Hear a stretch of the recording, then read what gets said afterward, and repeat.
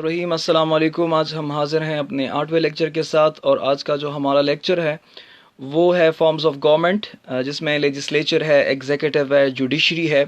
यानी आज हम अपने टॉपिक में कुछ टेक्निकल चीज़ों को समझने की कोशिश करेंगे कि लेजिस्लेचर किसे कहते हैं, लेजिस्लेचर की ड्यूटीज़ क्या हैं, उनकी अक़साम क्या हैं, एग्जीक्यूटिव से क्या मुराद है, उनकी ड्यूटीज़ क्या हैं, और जुडिशरी और फिर उनके फंक्शंस क्या हैं।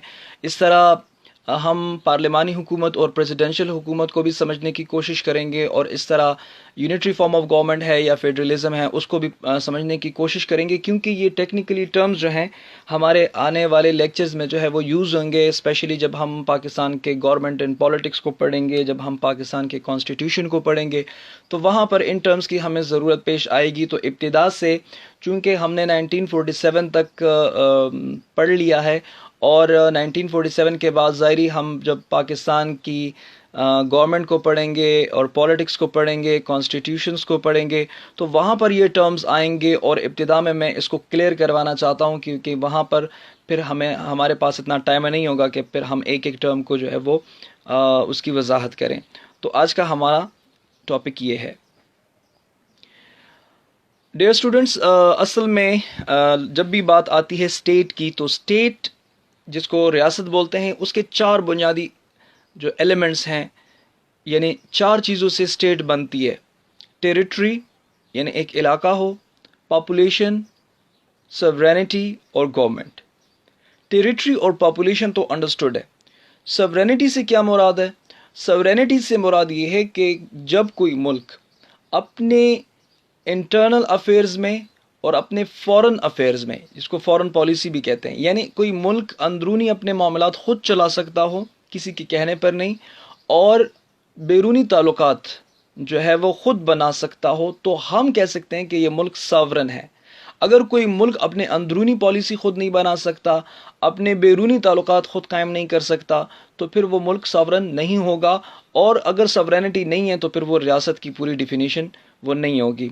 और चौथे नंबर पर है गवर्नमेंट। गवर्नमेंट एक इंतज़ामी ढांचा होता है कि जिसके तहत एक हुकूमत का नज़्म व नस्क जो है वो चलता है।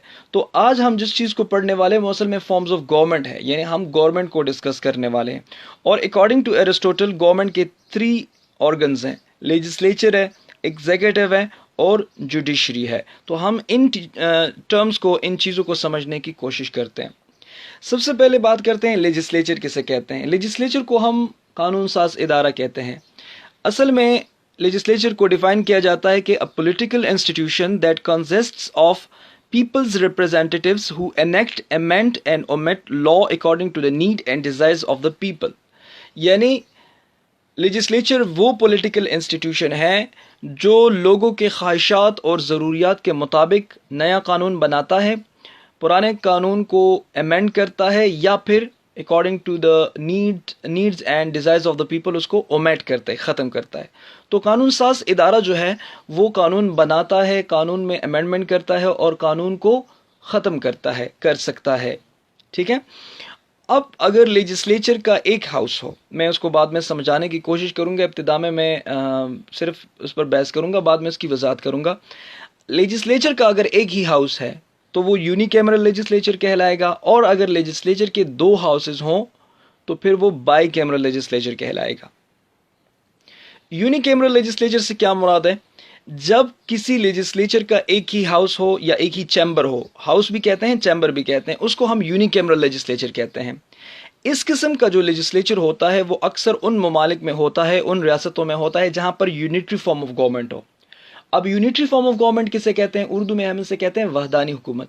वहदानी हुकूमत से क्या मुराद है? जब कोई रियासत छोटी रियासत हो और उसमें मल्टी रेशलिज्म ना हो, मल्टी कल्चरल सोसाइटी ना हो, होमोजीनियस सोसाइटी हो, एक ही किस्म की ज़बान बोलने वाले, एक ही किस्म के रस्म और रिवाज रखने वाले, जहाँ पर कोई मसला ना हो, तो उसमें यूनिटरी फॉर्म ऑफ गवर्नमेंट होती है। यानी सारे के सारे इख्तियारात मरकज़ में होते हैं, मरकज़ में एक असम्बली होती है या एक लेजिस्लेचर होता है, वहाँ पर कानून बनता है और पूरे मुल्क में इम्प्लीमेंट होता है, क्योंकि उसमें कोई टेक्निकली कोई प्रॉब्लम नहीं होती।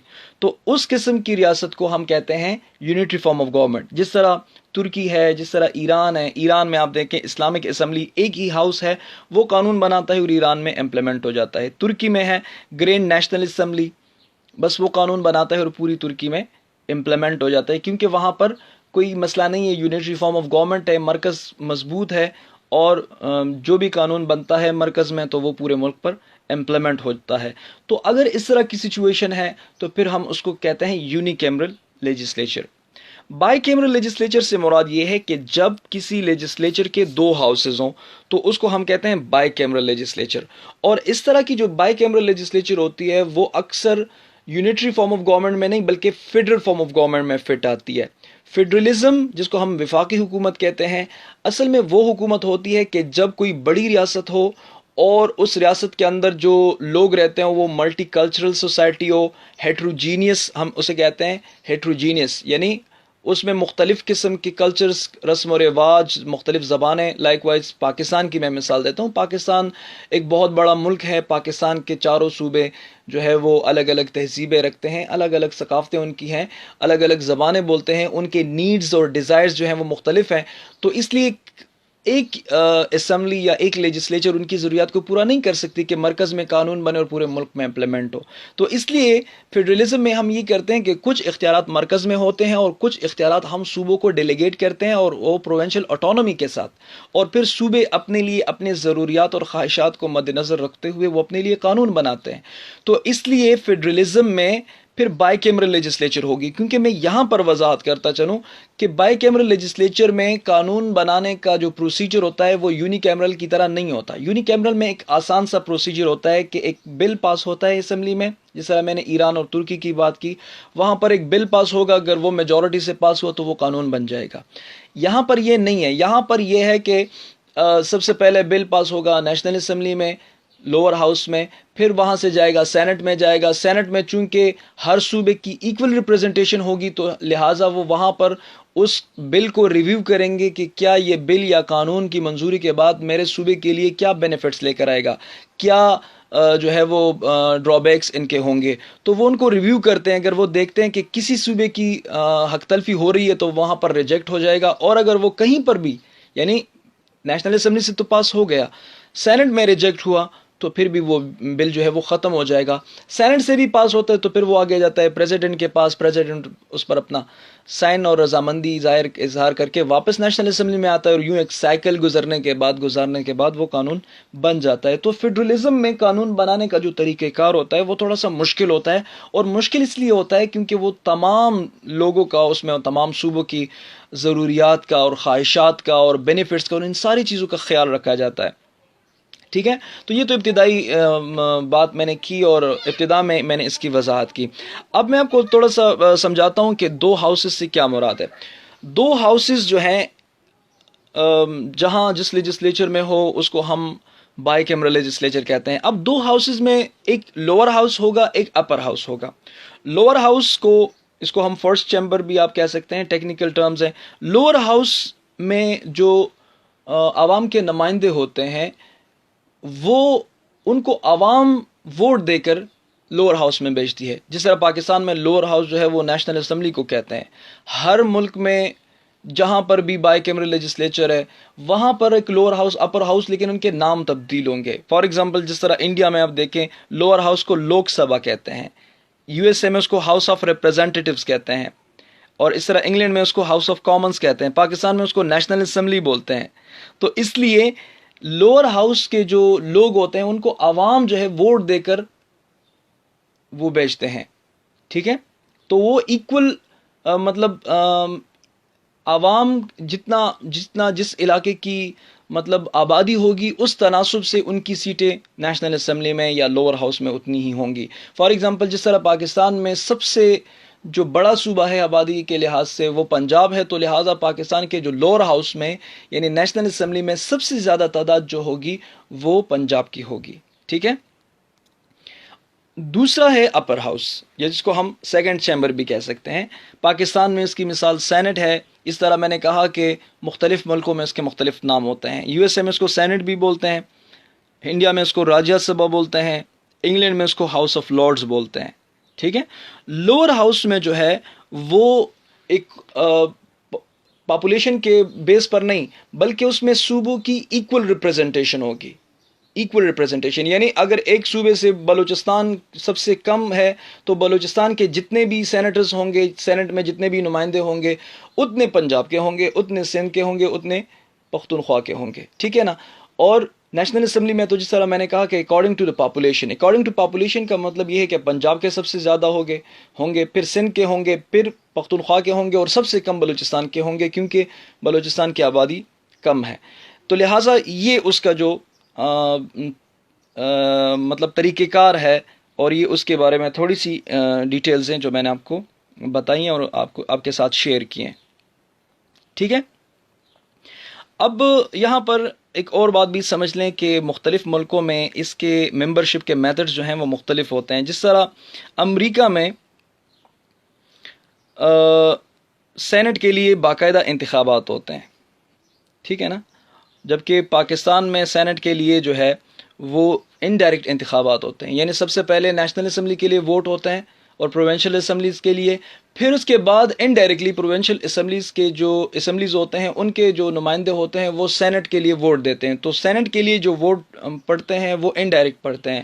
امریکہ میں ایسا نہیں ہوتا، امریکہ میں سینٹ کے لیے بھی علیحدہ سے انتخابات ہوتے ہیں. بہرحال اس کے جو طریقہ کار ہے اس میں فرق ہوتا ہے، لیکن جو ٹیکنیکلی جو چیزیں ہیں وہ پوری دنیا میں وہ سیم ہے. جس طرح by cameral legislature, uni cameral legislature, یہ جتنے بھی ٹرمز یوز ہوتے ہیں وہ سیم ہوتے ہیں.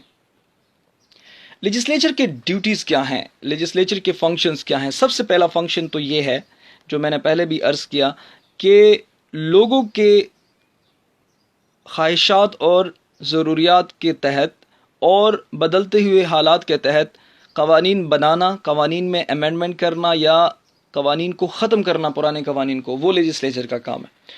دوسری بات یہ کہ لیجسلیچر کا ایک رول یہ بھی ہے کہ وہ آئین میں امینڈمنٹ کر سکتی ہے. آئین میں امینڈمنٹ کرنے کے پروسیجر مختلف ہو سکتا ہے، لیکن یہ میں ان کی ڈیوٹیز بیان کر رہا ہوں. جس طرح برطانیہ میں جب کانسٹیٹیوشن میں امینڈمنٹ کرنی ہو تو وہ سمپل میجورٹی سے کر لیتے ہیں. پاکستان میں ایسا نہیں ہوتا. پاکستان میں آئین میں ترمیم کرنے کے لیے نیشنل اسمبلی سے 2/3 میجورٹی اور سینٹ سے 2/3 میجورٹی لانی ضروری ہوتی ہے، کیونکہ پاکستان کے کنسٹیٹیوشن جو ہے وہ ایک سخت کنسٹیٹیوشن ہے، ریجڈ کنسٹیٹیوشن ہے، اور اس میں آسانی سے ترمیم نہیں ہو سکتی. بہرحال یہ پارلیمنٹ یا لیجسلیچر کا کام ہے کہ وہ آئین میں ترمیم کریں. اس کے علاوہ تمام جتنے بھی فائنینشیل بلز ہیں یا جو بجٹ ہوتا ہے سالانہ یا ٹیکس پالیسیز بنتی ہیں یا جتنے بھی معاشی میٹرز ہوتے ہیں وہ پارلیمنٹ میں پریزنٹ ہوتے ہیں لیجسلیچر میں. اور اس کے علاوہ پارلیمنٹ کا یعنی لیجسلیچر کا ایک پبلک اکاؤنٹ کمیٹی بھی ہوتی ہے جس کو وہ جتنے بھی فائنینشیل ایکٹیویٹیز ہوتی ہیں ان کو آڈٹ کرنا، یہ بھی اس کمیٹی کا کام ہوتا ہے لیجسلیچر کا. اس کے علاوہ اگر کہیں پر حکومت جو ہے وہ لیجسلیچر بنائے، یعنی جس طرح پارلیمانی حکومت بنتی ہے، میں آگے جا کر اس پر تھوڑی سی بحث کروں گا کہ اگر لیجسلیچر سے حکومت بنے، جو پارلیمانی حکومت ہوتی ہے، تو اس صورت میں پھر وہ حکومت جو ہے وہ لیجسلیچر کے سامنے جواب دہ بھی ہوتی ہے. یعنی پارلیمانی جو حکومت ہوتی ہے وہ پارلیمان سے بنتی ہے، یعنی نیشنل اسمبلی کے لیے ووٹ ہوتے ہیں اور پھر جو میجورٹی پارٹی بیس ووٹ ہوتے ہیں، اور پھر جو پارٹی زیادہ اکثریت حاصل کرے تو اس کا جو چیئر پرسن ہوتا ہے اس کو پرائم منسٹر بنا دیا جاتا ہے، اور پھر وہ پرائم منسٹر لیجسلیچر سے ہی اپنے لیے کابینہ بناتا ہے. تو گویا کہ گورنمنٹ جو بنی ہے، جو پرائم منسٹر اور جتنے بھی منسٹر بنتے ہیں وہ لیجسلیچر سے بنتے ہیں. تو اگر لیجسلیچر سے قانون حکومت وجود میں آئی ہے تو پھر وہی حکومت، وہی پرائم منسٹر، وہی منسٹر جو ہیں وہ لیجسلیچر کے سامنے جواب دہ بھی ہوں گے، اور وہ لیجسلیچر جو ہے وہ جتنے بھی مطلب حکومت کے غلط پالیسیاں ہوں گی اور یہ جتنے بھی ان کی ایکٹیویٹیز ہوں گی ان پر وہ باقاعدہ آبجیکشن بھی اور کرٹیسزم بھی کر سکتی ہے. تو یہ لیجسلیچر کے ڈیوٹیز ہیں.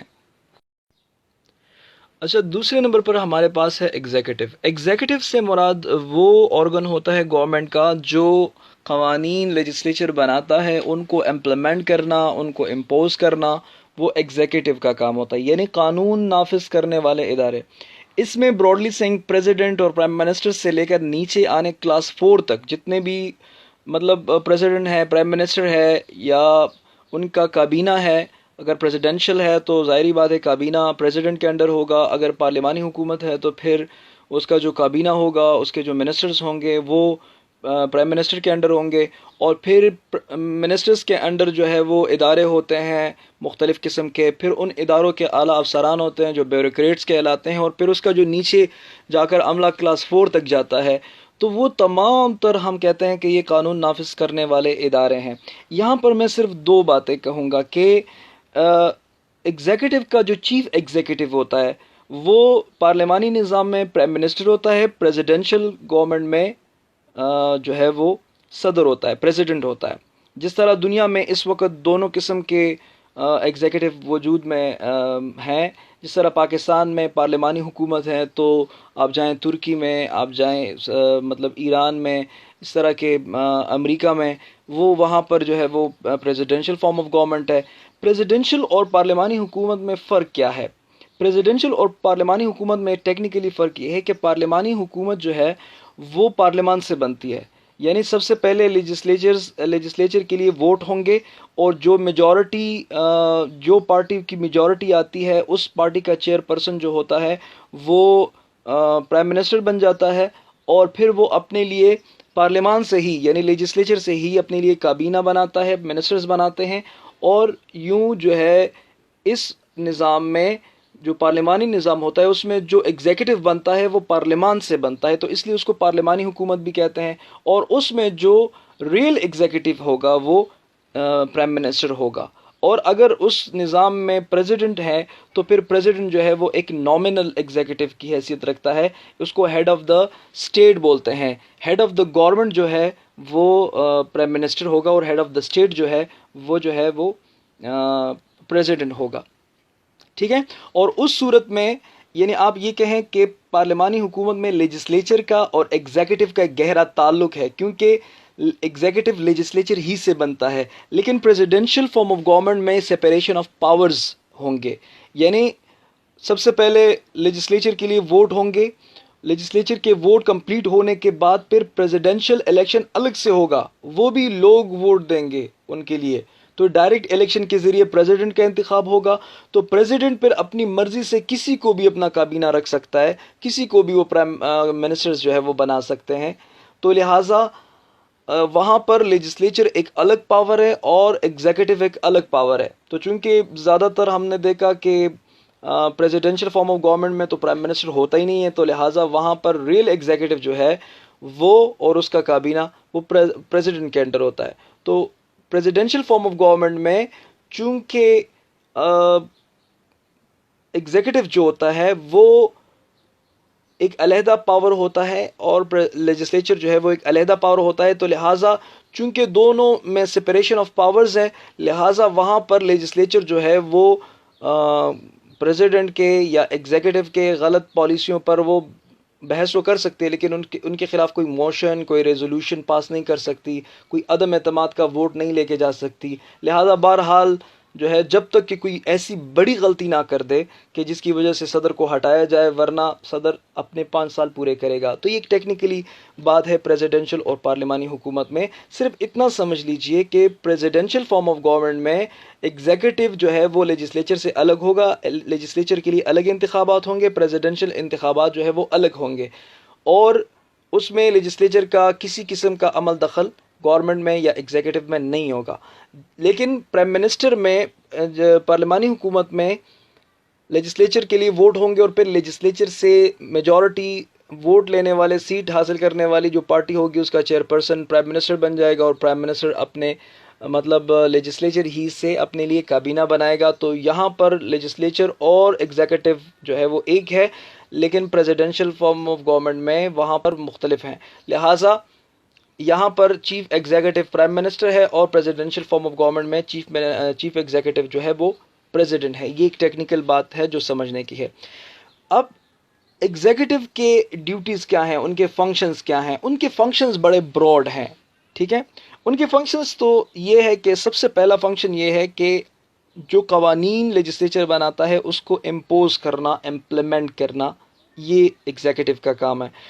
دوسری جو فنکشن ہے یا دوسری جو ڈیوٹی ہے وہ یہ ہے کہ آج کل پارلیمانی نظام میں جتنے بھی ایگزیکٹو ہوتے ہیں تو چونکہ وہ ظاہری بات ہے لیجسلیچر ہیں، ایم این اے ہے اور وہ منسٹر بھی ہے، تو لہٰذا وہ جو منسٹر ہوتا ہے وہ بل بھی پاس کرتا ہے، یعنی لیجسلیچر میں بھی وہ اس کا پورا اس کا حصہ ہوتا ہے.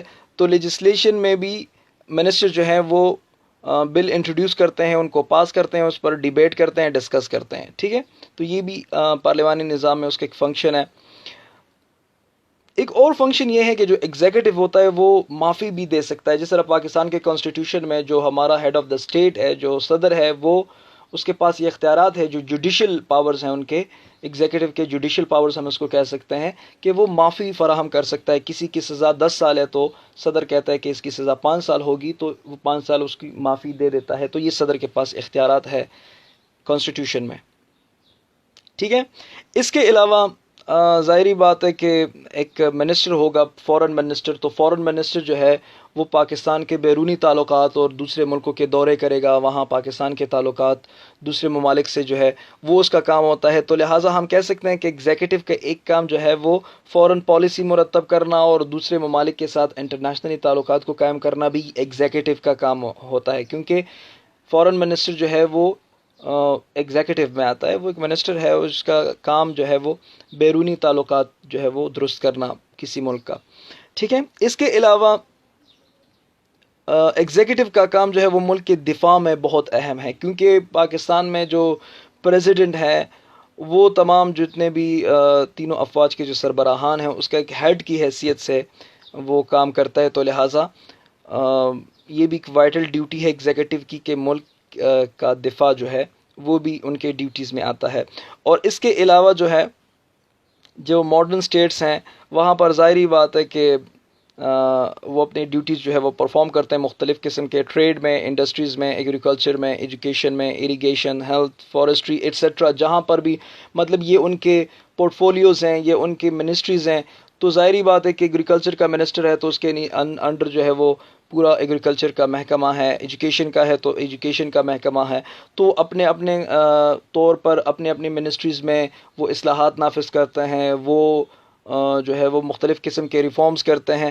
تو یہ سارے جتنے بھی محکمے ہیں، جتنے بھی انسٹیٹیوشنز ہیں، وہ ایگزیکٹو کے انڈر آتے ہیں. تو لہٰذا ہم یہ کہہ سکتے ہیں کہ ایگزیکٹو کا جو رول ہوتا ہے وہ بہت براڈ ہوتا ہے اور بہت ہی براڈلی وہ ورک کرتا ہے، کسی ریاست میں بہت اہم پوزیشن کی ہوتی ہے.